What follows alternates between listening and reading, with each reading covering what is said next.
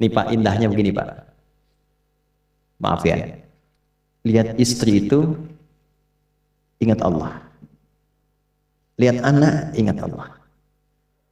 Ibu lihat suami ingat Allah. Kalau melihatnya begitu, maka substansi berumah tangga itu nikmat rasanya, dan tanggung jawab itu melekat pada diri kita untuk terjaga dalam kebaikan. Ya. Saya nitipkan handphone saya ke antum, dan antum tahu itu punya saya. Ya, dan Anda mencintai saya misalnya, ta'zim di situ. Mungkin nggak handphone itu ditempatkan di tempat yang tidak baik? Mungkin nggak Anda taruh di lantai begitu saja? Demi Allah saya katakan, mungkin Anda akan mencari tempat terbaik, disimpan di situ, dirapi-rapikan, dilap-lap, karena Anda merasa itu punya saya yang dititipkan pada Anda. Manusia saja bisa Anda perlakukan demikian. Bagaimana ketika Anda melihat anak itu amanah Allah, yang Anda sebagai orang tuanya akan ditanya di kemudian hari. Maka kalau mau bersikap yang gak enak itu gak bisa Pak kita lakukan. Mau bentak tuh gak bisa, mau marah tuh ditahan-tahan. Ya. Dan itu dijaga. Lihat istri sebagai amanah Allah itu beda caranya dengan hanya melihat kemanusiaannya saja. Istri melihat suami sebagai amanah Allah akan lain. Ya. Makanya akan selalu sempat dan optimal merawat istri sendiri dibandingkan lihat-lihat istri orang. Begitu sebaiknya. Ibu pun tidak harus berharap, kenapa ya suami saya nggak seperti Ustadz? Harapan yang sia-sia. Sudah ada turunan hikmahnya.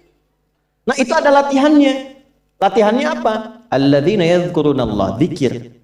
Jadi kalau zikir itu sudah kuat dalam diri kita, ya sudah menghadirkan esensi zikir dalam diri kita, yang dilihat semuanya itu semua anugerah Allah Subhanahu wa taala. Jadi saat dia gembira itu dia bersyukur, dan saat dia sedang mengalami duka dia bersabar. Semua sama sebagai ibadah. Ajaban li amril mu'min. Kalau sudah seperti itu, kata Nabi, perkara hidupnya mengagumkan, gak ada keluhan. Itu latihannya zikir. Nah, zikir ini di Quran diturunkan dalam bentuk yang pokok berupa amalan ritual. Karena itulah semua bentuk amalan ritual disebut dengan zikir. Jadi kalau kita ingin hadirkan sifat tadi, maka cara pertama tingkatkan ibadah ritual. Salat, apalagi Al-Quran. Saya ambil dua dulu lah supaya nggak banyak-banyak dulu. Yang pokok salat yang kita lakukan tiap hari. Tinggal kuantitas dan kualitas kita tingkatkan. Maaf, lihat sini baik-baik. Salat itu di Al-Quran disebut dengan zikir. Dalilnya Quran surah ke-20 ayat ke-14. Dan langsung disarikan dengan fungsi ibadah sebagai fungsi hidup kita. Sudah? Perhatikan baik-baik. Innani anallah la ilaha illa ana fa'budni wa aqimis salatan li dzikri. Itu dalilnya. Sayalah Allah, kata Allah. La ilaha illa ana, tidak ada Tuhan yang layak dipertuhankan dan layak disembah kecuali saya, Allah. Allah. Bagaimana kenal Allah sebagai Tuhan? Ya, yang layak disembah, yang harus dipertuhankan, kenalnya bagaimana? Mendekatnya bagaimana? Fa'budni, sembah saya supaya kamu kenal saya, dekat dengan saya, tahu saya. Bagaimana caranya? Wa aqimis shalah, tunaikan salat. Jadi kalau pengen dekat dengan Allah, terkoneksi kepada Allah, tersambung, punya sifat tawakal yang kuat, nih tingkatkan salatnya, tambah. Makanya tiap hari kita sholat 5 waktu itu untuk membangun konektivitas dengan Allah. Sebab kalau sudah dekat, aksesnya pun terbuka semua. Itu maksudnya. Anda dekat dengan pimpinan, akses di perusahaannya kan mudah untuk diakses. Ya kan? Kita punya kenalan yang kuat, yang punya sesuatu, aksesnya mudah dibuka. Kita kenal Allah dan dekat dengan Allah. Apa yang sulit bagi Allah? Dan ini kita yakin. Nah sekarang Allah kasih jalan. Coba lihat orang-orang dulu, ya. Mereka ketika akan melatih dirinya untuk tersambung kepada Allah, sholat semua, termasuk para nabi, rasul. Tapi dahsyatnya, ketika ada apapun dalam kehidupannya yang sulit Allah mudahkan, minta langsung dikabulkan. Dan sangat luar biasanya, seringkali terjadi mintanya lewat sholat. Nabi Zakaria itu kan dihukumi istrinya oleh medis itu menopause dan mandul. Maaf, nggak mungkin punya keturunan. Kapan mintanya? Dalam sholat. Mohon sama Allah. Dan itu dikabulkan. Dan diabadikan di Quran dengan surah yang sama, Ali Imran ayat 38 sampai 39. Hunalika da'a Zakaria rabbah qala rabbi habli min ladunka dzurriyyatan thayyibah innaka sami'ud du'a. Ya Allah, mereka mengatakan aku nggak mungkin punya keturunan. Mereka mengatakan istriku punya keterbatasan. Maka aku memohon kepadamu yang tidak punya batas dalam pemberian. Engkau yang maha mendengar. Kalau kepada yang maha mendengar doa saya tidak dikabulkan, mohon tunjukkan kepadaku lewat salat ini ya Allah, dengan cara apa lagi dan kepada siapa aku mesti memohon. Itu nggak nunggu lama, permohonan selesai turun jawaban ayat 39. Fanadatul malaikatu wa huwa qa'imun yusalli fil mihrab. Turun malaikat mengabarkan engkau dapat kabar gembira akan punya anak, langsung namanya dikasih Allah Yahya. Annallaha yubashshiruka bi Yahya.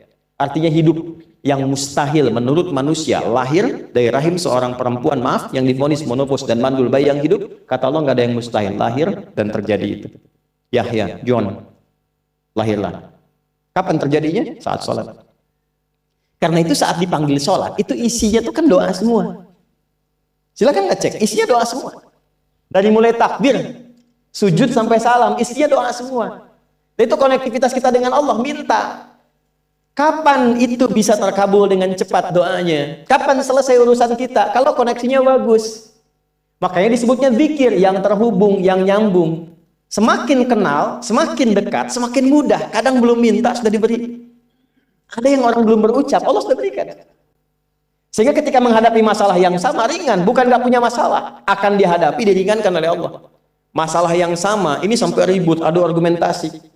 Orang ini cuma senyum selesai. Betapa banyak masalah kecil diargumentasikan jadi besar, akhirnya problem. Tapi tidak sedikit masalah besar dihempaskan di atas sajadah. Ketika koneksinya dengan Allah itu kuat, tiba-tiba hilang seketika, selesai. Makanya Nabi Yakub kalau punya masalah, yang beliau lakukan apa? Dia bentangkan sajadahnya, dia sholat, dia mohon kepada Allah. Itu dilestarikan di Quran surah ke-12 Yusuf ayat ke-86. Aku tuh kalau sedang punya masalah apapun, ya aku bangun konektivitas dengan Allah. Innama ashku bathi wa huzni ilallah. Saya curhatnya cuma sama Allah. Ini Pak, ini bagian pertama. Jadi kalau ingin semakin kuat, sampai ada masalah diringankan, mau kerja dibukakan pintunya, itu ada jenisnya. Yang pokok ada 5 waktu, 17 rakaat, yang detil itu ada pada sunnahnya. Dan itu hebatnya dalam Islam. Dijelaskan caranya, disebutkan tujuannya, dan diterangkan hikmah. Contoh, kita sekarang jam berapa? Jam 9.20. Di waktu saat ini ada waktu sholat disebut dengan sholat duha. Duha itu dibagi 3. Ada awal duha, penguat zikir, pengganti seluruh bagian zikir di tubuh kita, yang disebut dengan syuruk. Itu kurang lebih jaraknya 1 jam setelah subuh. Jadi kalau tadi 4.45, ya 5.45 menjelang jam 6 itu masuk syuruk. Setelah itu masuk ke jam 8 sampai ke kurang jam 10 itu pertengahan duha. Pertengahan duha. Apa fungsinya? Di antaranya mempermudah rizki. Di antaranya. Bilangannya berapa? 2 sampai 4 rakaat bisa dikerjakan. Ya, dan harapannya apa? Bukan pada rizkinya. Ya, jadi jangan sampai motifnya cuma sekedar ke duniawi, kurang tepat. Kenalkan kepada Allah, nanti biarkan janji yang disampaikan oleh lisan Rasulullah itu terjadi. Ya, jangan pada rizkinya, ini terbatas, cuma sampai situ. Tapi kalau kita minta sama Allah, dikasih jalannya itu dari sisi yang tidak kita duga. Anda berhitung, Allah kasih hitungan. Anda tak berhitung, Allah kasih apa yang tidak pernah Anda hitung sebelumnya. Itu poinnya. Maka lakukan sholat, dekati, itu yang disebut sholat duha. 2 rakaat, tambah lagi 2, untuk kenal Allah. Kalau sudah merasakan dekat, sudah nyaman, sudah enak, muncullah kemudian kesan dalam hati, terserah Allah mau kasih berapa. Yang penting sudah enak, sudah damai. Di titik itulah kemudian Allah limpahkan dari apa yang nggak pernah kita duga sebelumnya. Tiba-tiba keluar, kok ada telepon, dapat proyek, dapat macam-macam. Tapi tujuan sholatnya bukan untuk proyeknya. Buat kenal Allah, ulul albab ini. Kalau cuma pengen lancar, baru serabutnya. Kalau cuma pengen lulus proyek, itu baru daging luarnya. Ulul albab itu kenal Allahnya, sehingga dia tahu akses intinya itu. Itu poinnya. Dan gak mahal. Emang kalau sholat duha di Anur bayar Pak? Pakai biaya. Baiknya luar biasa. Sudah? Satu. Kalau mau lagi misalnya, ini yang paling dahsyat nih. Dibimbing kita sampai ke posisi terbaik di apapun itu. Jadi ayah terbaik, ibu terbaik. Ya, jadi karyawan strategis, di militer terbaik. Terbaik tuh gini, di tempat terbaik yang memuliakan tuh makom namanya. Makanya kuburan sering disebut makam kan? Ya kan? Maksudnya apa? Maksudnya Anda selama hidup berkaryalah yang baik, ibadah yang benar, sehingga Anda wafat pun terhormat. Ya, kata makom itu pertama kali di Al-Baqarah ayat 125, makom Ibrahim. Ya. Ketika Allah sampaikan dalam Al-Qur'an, didapatkan di situ makom Ibrahim, wa idh ja'alnal baita matsabatan lin-nasi wa amna wattakhidhu min maqami Ibrahim. Makanya kalau kita tawaf, itu dari mulai Hajar Aswad kan sampingnya dekat sekitar 5 meter ada makam Ibrahim kan? Itu tapak kaki pertama beliau meninggikan pondasi Ka'bah dan di situ diabadikan kemuliaannya sampai beliau wafat. Dikenal sampai sekarang. Ya, setelah sekian abad. Jadi kalau kita ingin terhormat dan masih dikenang sampai kapanpun itu makom namanya. Tapi ada cara yang lebih hebat. Anda di posisi itu, lawan pun mengakui memang Anda yang pantas ada di situ. Itu namanya makom mahmuda. Makom mahmuda. Siapa yang bikin urutan 100 tokoh paling berpengaruh di dunia? Siapa? Saya tanya, yang nulis siapa namanya? 100.000? 200.000? Dia cari langsung di Google tuh. Lambat mas, waktu habis. Michael Chart. Dia yang nulis, maaf ya. Urutan pertamanya siapa? Muhammad SAW. Yang nulis itu muslim atau bukan? Kok bisa tergerak hatinya untuk menempatkan seorang nabi muslim di tempat pertama? Saya tanya begini, kenal Abu Jahal nggak? Ya Allah, makin siang nih nggak fokus nih. Saya kira cuma di Bengkali saja yang kenal Abu Jahal, sini kenal juga. Baik, Abu Jahal itu, apakah orang ini tidak kenal Nabi? Orang ini tahu, kalau saya sebut orang ini berarti kurang bagus ya. Kalau saya sebut beliau berarti baik.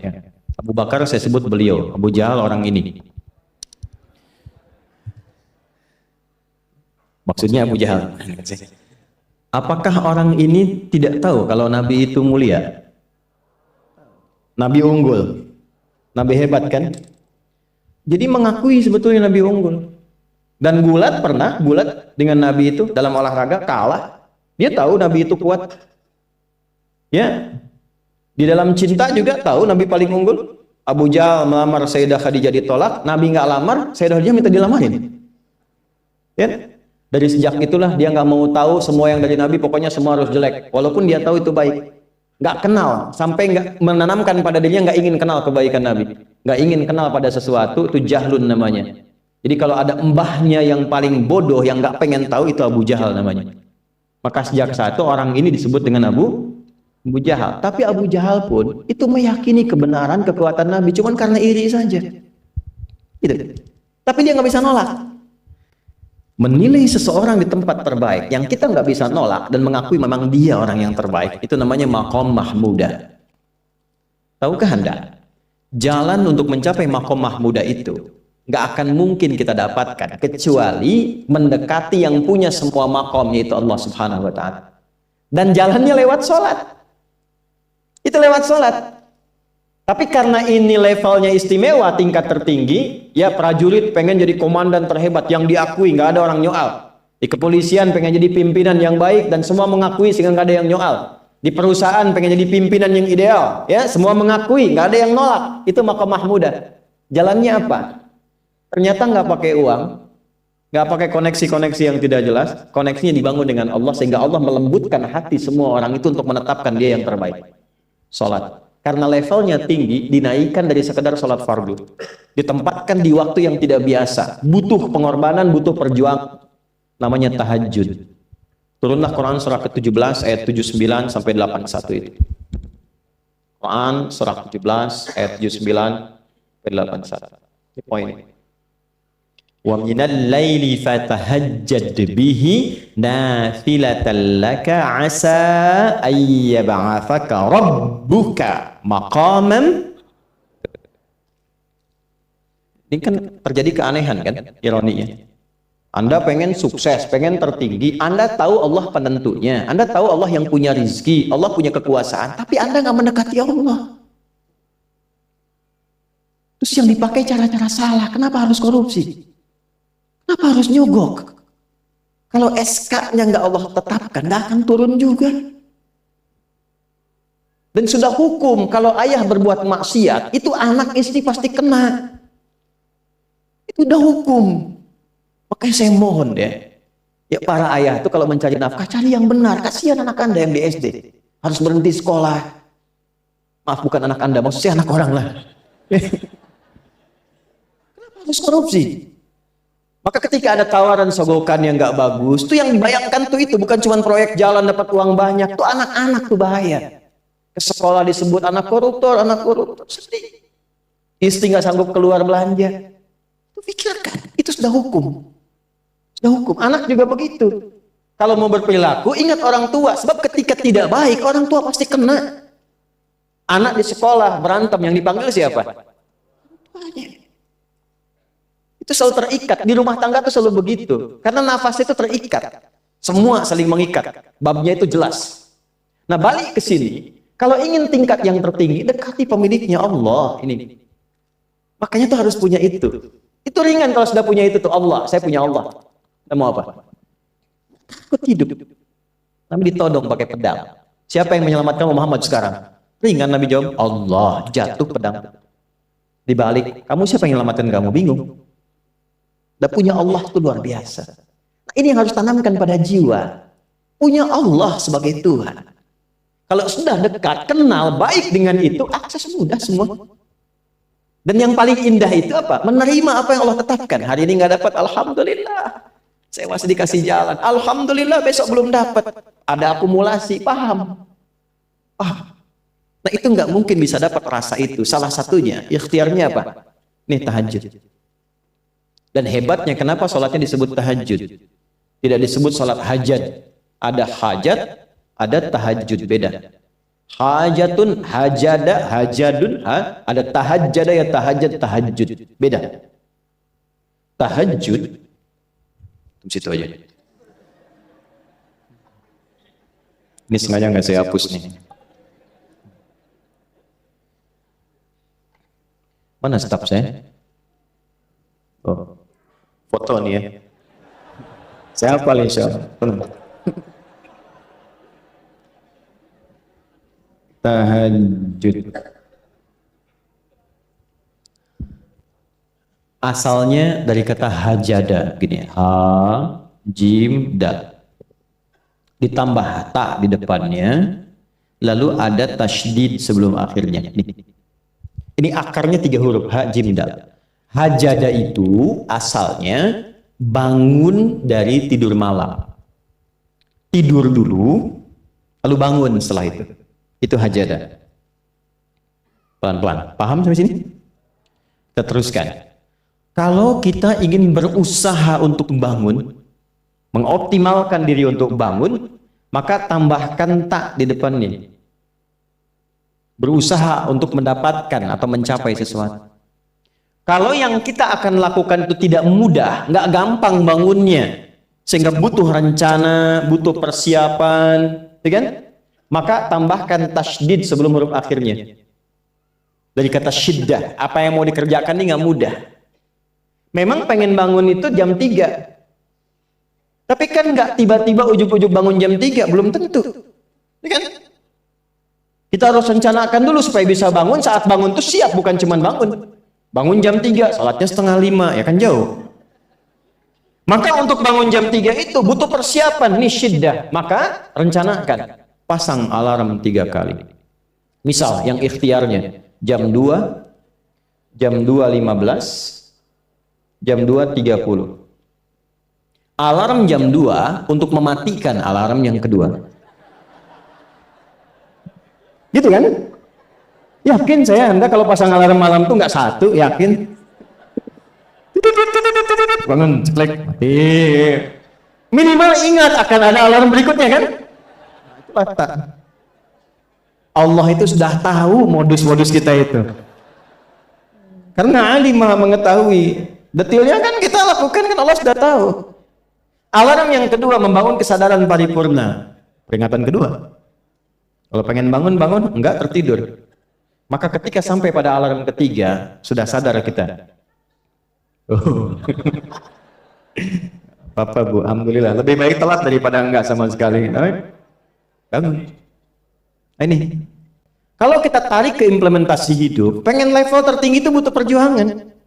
Latihan dulu, kan? Menguras fisik, energi, tenaga, biaya, hasilnya indah. Tapi ada jalan cepat untuk mendapatkan itu. Nih aksesnya bangun kepada Allah. Gitu. Kalau kita tingkatkan ini, itu luar biasa. Jadi itu. Jadi. Nah, kalau ini terus ditingkatkan, terus tingkatkan, nanti membangun value yang terasa. Ada nilai-nilai yang terasakan, kita merasa lebih dekat dengan Allah. Yang biasanya tadi dipanggil azan baru ingat sekarang, baru selesai subuh udah ingat isya. Nanti isya bagaimana? Gitu kan urutkan. Tapi tetap zuhur juga, zuhur, asar, maghrib, isya. Waktunya kenal jam berapa. Bahkan dipetakan, saya nanti akan ke sini, masjid yang terdekat di situ. Jadi lihat peta itu, ya, lihat peta jalan, saya nggak sebut nama supaya nggak endorse. Itu lihat peta jalan, itu dia petakan, saya akan sampai di situ jam berapa, durasinya berapa, masjidnya di mana. Kalau tertinggal di situ, di sini saya sholat Jumatnya. Sampai ke situ. Nah, value yang membuat kita semakin meningkat dekat dengan Allah, itu takwa namanya. Takwa. Disebutkan sebanyak 240 kali dalam Al-Quran. Nah, intinya itu ini nih, jiwa takwanya. Kalau ini sudah ada, Allahu Akbar. Silahkan Anda keluarkan semua kata-kata takwa di Quran. Tidak ada kecuali yang indah semuanya. Quran surah 65. 65 itu babnya bab tolak. Surahnya at-tolak. Tolak itu persoalan terbesar di rumah tangga. Nggak akan bisa terjadi yang demikian itu kalau ada takwa di dalamnya. Kalaupun mesti terjadi, itu spirit takwa mengarahkan pada yang terbaik. Makanya di ayat kedua di ujungnya, sampai ke ayat 3, apa yang terjadi? Di rumah tangga itu kan cuma 2 babnya. Satu masalah dari komunikasi, yang kedua materi. Perhatikan. Wa may yattaqillaha yaj'al lahu makhraja wa yarzuqhu min haitsu la. Siapapun yang mampu meningkatkan takwanya kepada Allah. Pakai man tuh, setiap personnya. Suami, istri, ayah, ibu, anak, satu keluarga mencoba meningkatkan takwa. Dia tahajud, bangun semua ingatkan.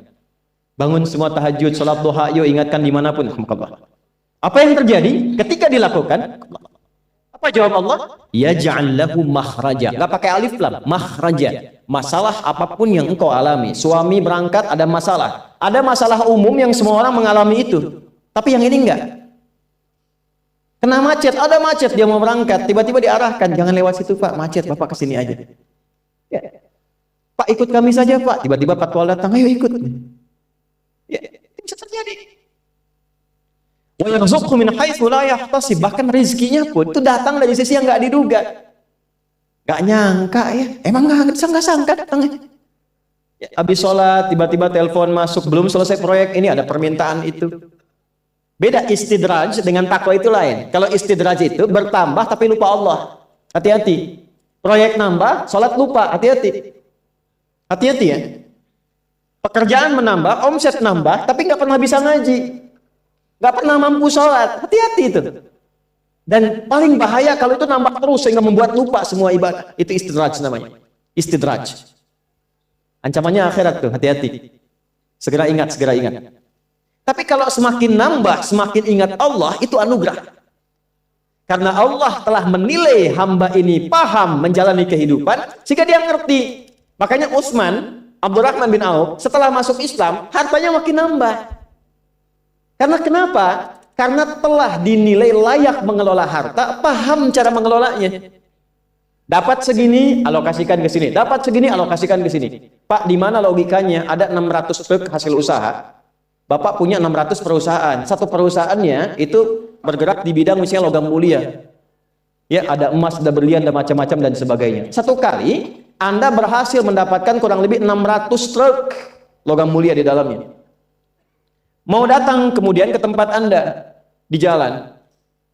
Tiba apa yang terjadi? Ada komen tetangga kepada Anda. Misal, komennya nggak langsung, cuma ke teman tetangga Anda dengar. Waduh, Pak Asep hisabnya luar biasa kayaknya. Hisabnya, bukan berliannya. Hisabnya luar biasa, terus nyampe di telinga Anda. Kira-kira ketika mendengar itu respon Anda apa? 100.000? Bingung kan? Bingung. Lihat Abdurrahman bin Auf, datang 600 kafilah pakai unta. Isinya semua emas, berlian, perak, macam-macam. Heboh Madinah, bum bum bum bum bum bum bum. Tiba-tiba Sayyidah Aisyah komen radhiyallahu taala. Beliau kan yang terdekat dengan Nabi, satu istri Nabi SAW. Jadi kalau sudah ring satu Nabi, ada yang komen, kita tuh cuma 3 sikapnya. Like, share, and subscribe. Gak usah ikut komen lagi. Sukai, share, subscribe. Ikuti jalannya. Apa komennya? Secara singkat, kama qalat, aku pernah mendengar Nabi SAW mengatakan, Abdurrahman bin Auf itu agak lambat hisabnya. Ya, selamat-lambatnya cepat juga dibanding kita kan? Ya? Maksudnya apa? Ingin menggambarkan betapa banyak kekayaan. Scan, checklist, semua. Ketika mendengar komen itu, apa kata Abdurrahman bin Auf? Saya jadikan semua yang baru datang itu saya sedekahkan semua untuk orang Madinah. Supaya mempercepat hisabnya itu. Saya sedekahkan semua. Bisa nggak begitu?